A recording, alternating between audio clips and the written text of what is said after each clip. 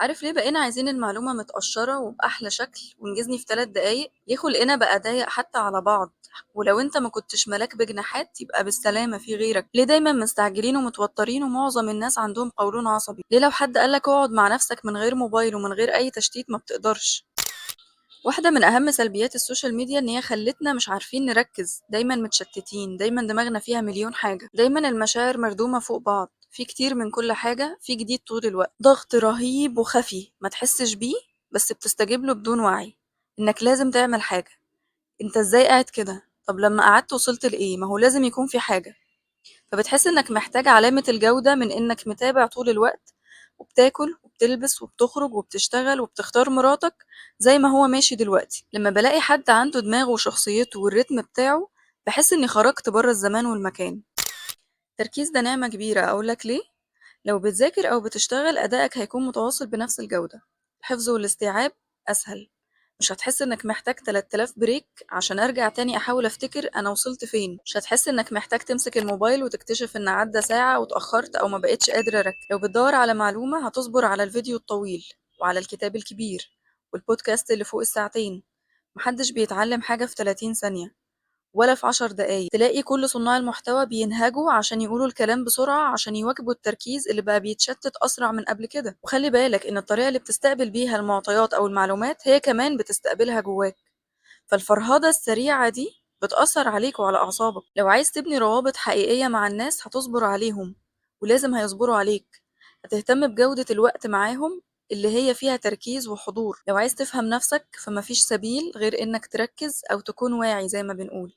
الوعي هو تركيز وملاحظة وتعديل بناء على معلوماتك، لأنك بتكون حاضر مع نفسك أصلا. لو عايز تدوق حلاوة الإيمان وحلاوة الصلاة هتحتاج خشوع اللي هو تركيز. حلو إن كل حاجة تكون أسهل، حلو إنك بقيت منفتح على أفكار أوسع وتجارب جديدة، بس مش حلو خالص إن أندمج مع ده فوق الحد الطبيعي. سهل قوي ندخل في دوامة فوق الحد الطبيعي.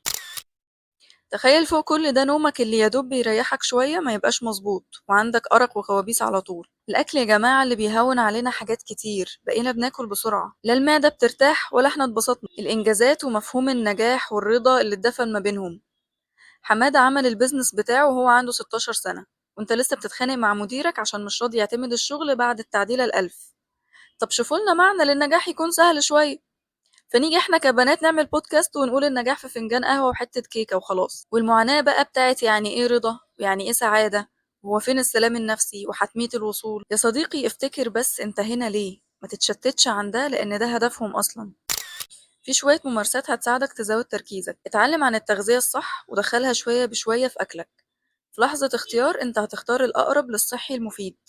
وخد فيتامينات بتساعد كتير. قبل ما تنام ثبت روتين يساعدك تسترخي، ممكن تقرا او تبدأ تقرا لانك مش هتلحق تكمل، ممكن فيديوهات ASMR العربي، وممكن تنفس عميق. دخل نشاط بدني خلال اليوم، مش الحركة العادية لا، وقت للمشي مخصوص او وقت للتمرين، اي نوع تمرين حتى لو استرتشات. بس هات محتوى بتحبه بس فيديوهاته طويلة، وعود نفسك تطول مدة تركيزك معاه بالتدريج. هي عضلة وهتستجيب بس استمر. عارف الناس اللي بتسمع كل حاجة 2 اكس؟ لا احنا عايزين نعمل كل حاجة نص اكس. يعني لو متعود تاكل في 10 دقايق خليهم 20 دقيقة، لو متعود تصلي في 5 دقايق خليهم 10 دقايق.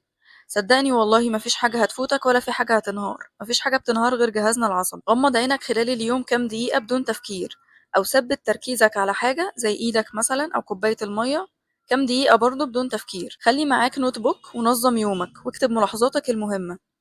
الروتين كمان مفيد جدا، بيخليك تعمل نفس الحاجة بنفس الكفاءة بأقل مجهود ذهني. سمي الله قبل ما تعمل الحاجة وصلي على النبي عشان أمورك تتسهل. طبعا أكيد هنحتاج نبعد الموبايل شوية ونقضي وقت حقيقي مع عيلتنا ومع نفسنا. ملحوظة بس، دي مش دعوة للتراخي ولا الأنتخة، دي ممارسات بتساعد اللي رايح بعيد قوي في الاسترس وقلة التركيز إنه يرجع يتوازن. لكن بالضرورة هيكون عندي مهام وأكل عيش، هنرتاح خالص بقى في الجنة إن شاء الله. حطها قدامك. ولو عايز تعرف يعني إيه رضا وسعادة ونجاح، هدي بس الدوشة والتشتيت ده وانت هتعرف وتحس بكل حاجة. وسلام.